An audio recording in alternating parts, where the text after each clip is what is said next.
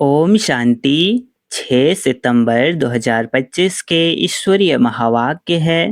पहले सुनते हैं मुरली के मुख्य पॉइंट्स। बाबा ने कहा, मीठे बच्चों की सच्ची चिंता यही है कि हम कैसे सबको सुखधाम का रास्ता बताएं और पुरुषोत्तम बनने का यह संगम युग सबको समझाएं। तुम एक दूसरे को बाप का बनने की मुबारक देते हो, यही असली और सच्ची मुबारक है। बाकी सब तो क्षणिक हैं। मनुष्य तो अल्लाह को याद करते हैं, परंतु बिना ज्ञान और याद की शक्ति के कोई पवित्र नहीं बन सकता। नई दुनिया में कैरेक्टर दिव्य और फर्स्ट क्लास होते हैं, इसलिए उनको सब माथा टेकते और गुणगान करते हैं। बाबा कहते हैं, तुम बेहद खुश नसीब हो जो 21 जन्मों के लिए पदम पति बन रहे हो, यही सच्चा उत्सव है। लास्ट में बाबा ने कहा, प्योरिटी और इम्प्योरिटी ही संसार का रहस्य है। पहले आत्मा सतो प्रधान होती है, फिर रजो, फिर तमो में गिरती है। अच्छा, अब सुनते हैं मुरली को विस्तार से। मुरली का सार। मीठे बच्चे, तुम्हें यही चिंता रहे कि हम कैसे सबको सुखधाम का रास्ता बताएं, सबको पता पड़े कि यही पुरुषोत्तम बनने का संगम युग है। प्रश्न, तुम बच्चे आपस में एक दो को कौन सी मुबारक देते हो? मनुष्य मुबारक कब देते हैं? उत्तर, मनुष्य मुबारक तब देते जब कोई जन्मता है, विजयी बनता है या शादी करता है या कोई बड़ा दिन होता है, परंतु वह कोई सच्ची मुबारक नहीं। तुम बच्चे एक दो को बाप का बनने की मुबारक देते हो। तुम कहते हो कि हम कितने खुशनसीब हैं जो सब दुखों से छूट सुखधाम में जाते हैं। तुम्हें दिल ही दिल में खुशी होती है। ओम शांति। बेहद का बाप बैठ बेहद के बच्चों को समझाते हैं। अब प्रश्न उठता है, बेहद का बाप कौन? यह तो जानते हो कि सबका बाप एक है, जिसको परम पिता कहा जाता है। लौकिक बाप को परम पिता नहीं कहा जाता। परम पिता तो एक ही है, उनको सब बच्चे भूल गए हैं। इसलिए परम पिता परमात्मा जो दुख हरता सुख करता है, उसे तुम बच्चे जानते हो कि बाप हमारे दुख कैसे हर रहे हैं, फिर सुख शांति में चले जाएंगे। सब तो सुख में नहीं जाएंगे, कुछ सुख में कुछ शांति में चले जाएंगे। कोई सतयुग में पाठ बजाते, कोई त्रेता में, कोई द्वापर में।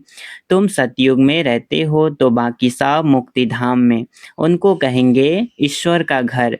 मुसलमान लोग जब नमाज पढ़ते हैं तो सब मिलकर खुदा ताला की बंदगी करते हैं। किस लिए?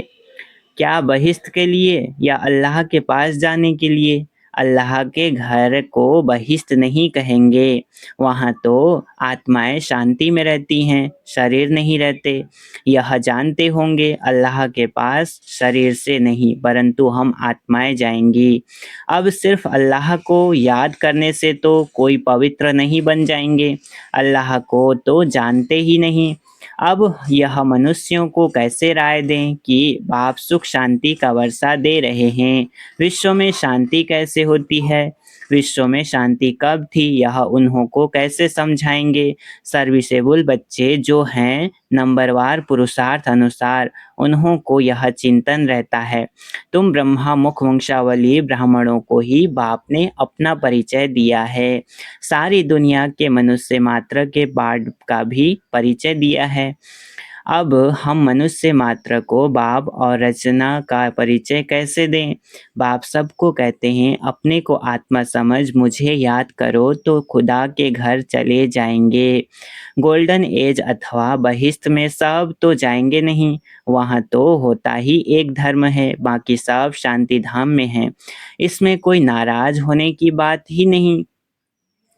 मनुष्य शांति मांगते हैं, वह मिलती ही है अल्लाह अथवा गॉड फादर के घर में। आत्माएं सब आती हैं शांति धाम से, वहाँ फिर तब जाएंगे जब नाटक पूरा होगा। बाप आते भी हैं पतित दुनिया से सबको ले जाने के लिए। अभी तुम बच्चों की बुद्धि में है, हम शांति धाम में जाते हैं फिर सुख धाम में आएंगे। यह है पुरुषोत्तम संगम युग। पुरुषोत्तम अर्थात उत्तम से उत्तम पुरुष। जब तक आत्मा पवित्र न बने तब तक उत्तम पुरुष बन नहीं सकते।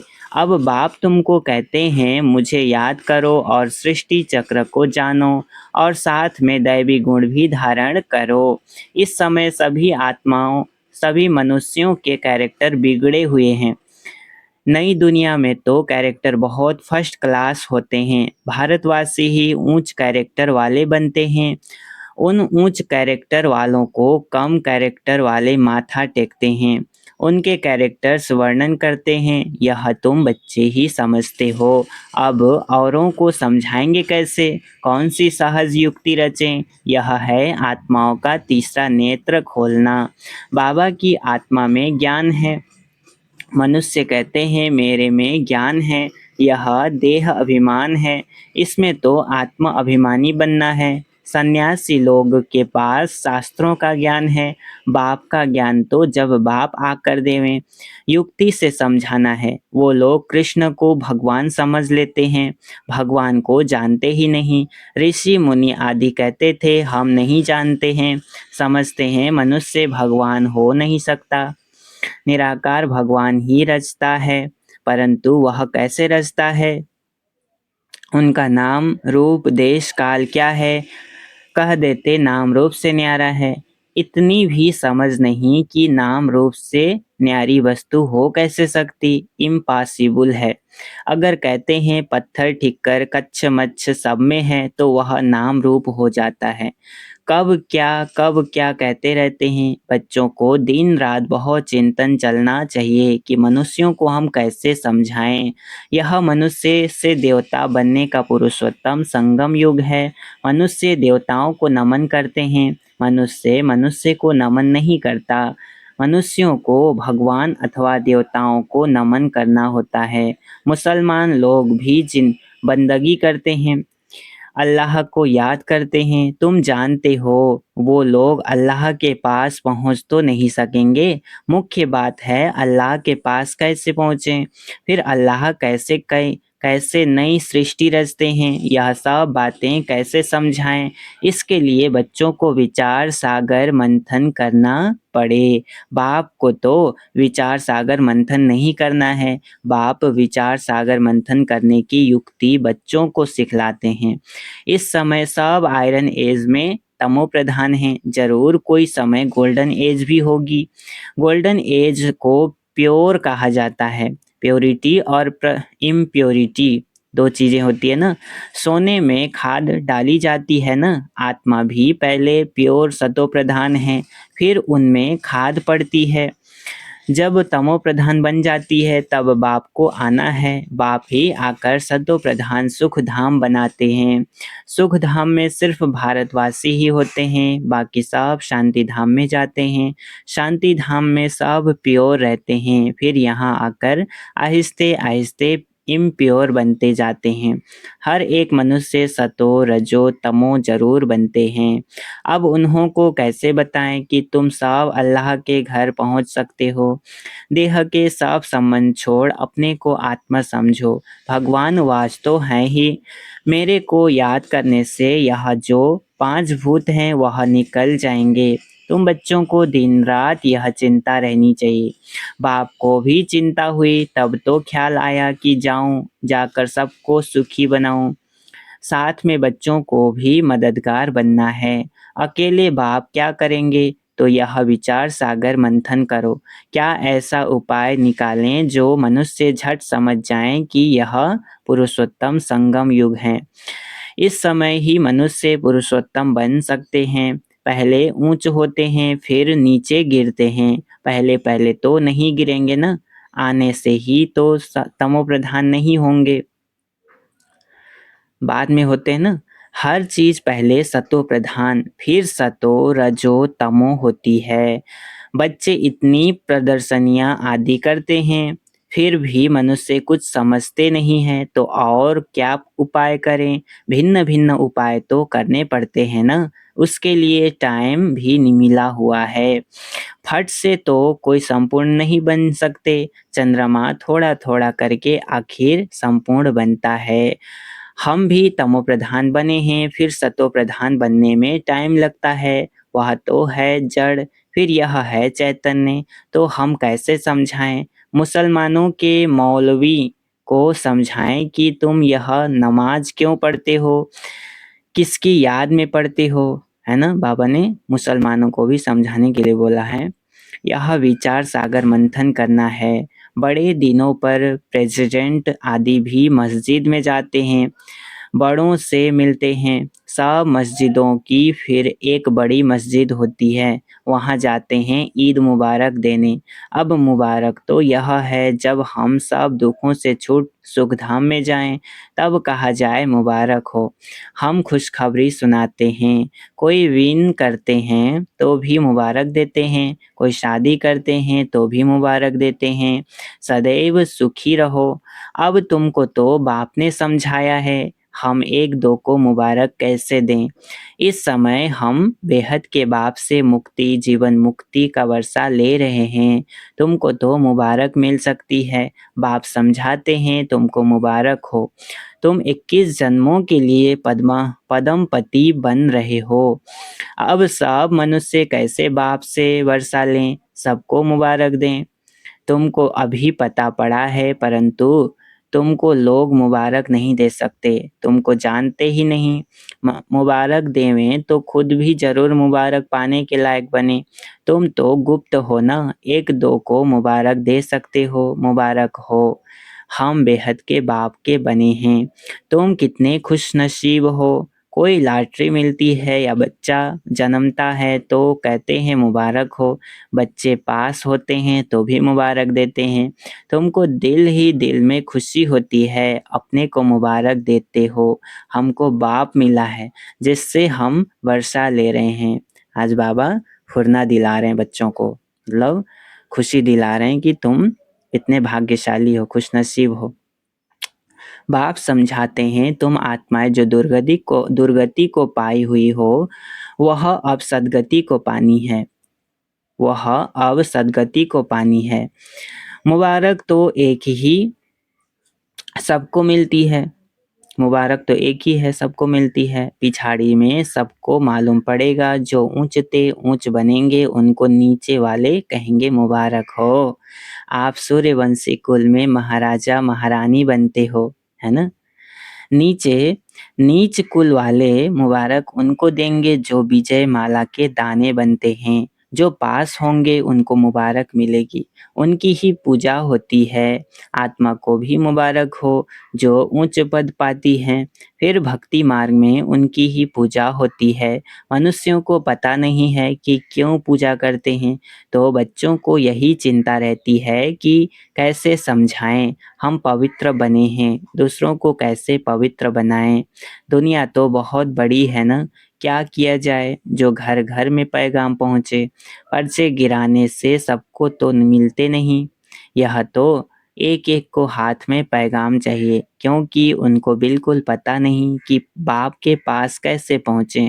कह देते हैं सब रास्ते परमात्मा से मिलने के हैं, परंतु बाप कहते हैं यह भक्ति दान पुण्य तो जन्म जन्मांतर करते आए हो, परंतु रास्ता मिला कहाँ, है ना? रास्ता मिला कहाँ?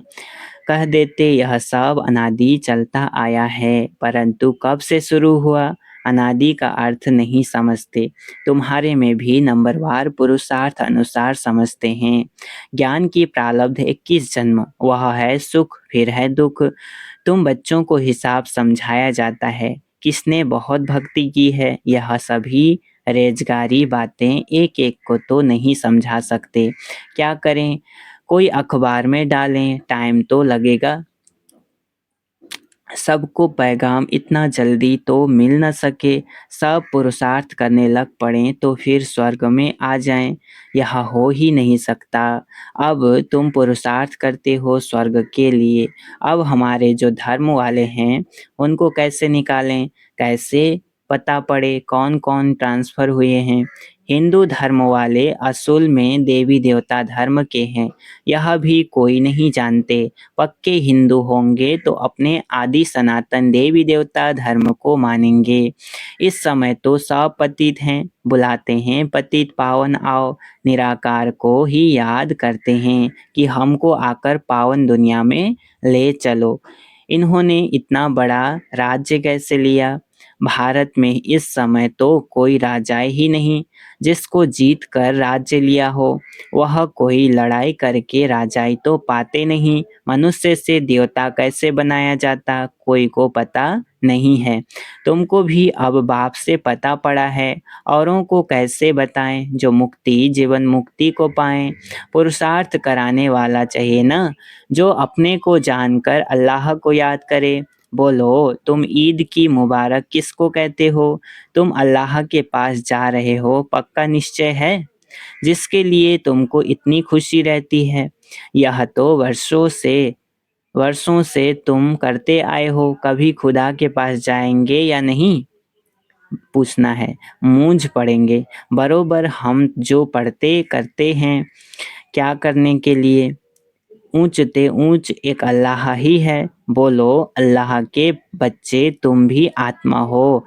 आत्मा चाहती है हम अल्लाह के पास जाएं। आत्मा जो पहले पवित्र थी अभी पतित बनी है।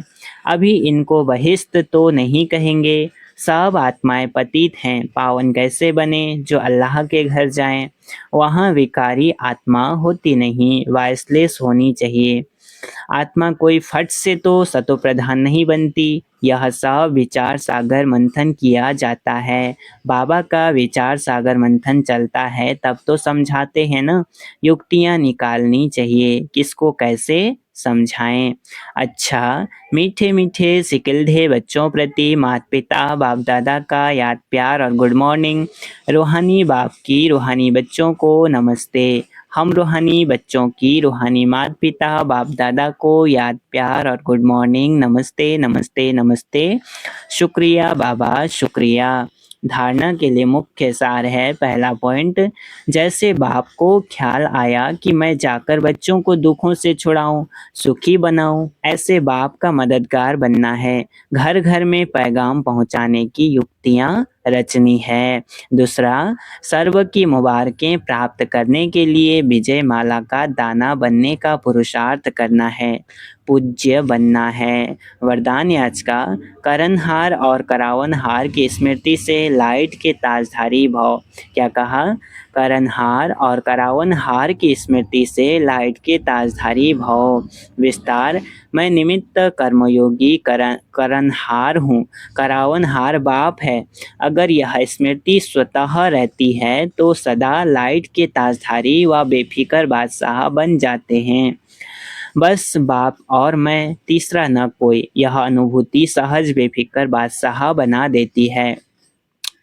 जो ऐसे बादशाह बनते हैं वही माया जीत, कर्मेंद्रिय जीत और प्रकृति जीत बन जाते हैं। लेकिन यदि कोई गलती से भी किसी भी व्यर्थ भाव का अपने ऊपर बोझ उठा लेते तो ताज के बजाय फिकर के अनेक टोकरे सिर पर आ जाते हैं। स्लोगन है, सर्व बंधनों से मुक्त होने के लिए दैहिक नातों से नष्टो मोहा बनो। क्या कहा? सर्व बंधनों से मुक्त होने के लिए दैहिक नातों से नष्टो मोहा बनो। अव्यक्त इशारे, अब लगन की अग्नि को प्रज्वलित कर योग को ज्वाला रूप बनाओ। योग में जब और सब संकल्प शांत हो जाते हैं, एक ही संकल्प रहता, बाप और मैं। इसी को ही पावरफुल योग कहते हैं। बाप के मिलन की अनुभूति के सिवाय और सब संकल्प समा जाए तब कहेंगे ज्वाला रूप की याद, जिससे परिवर्तन होता है। अच्छा, ओम शांति।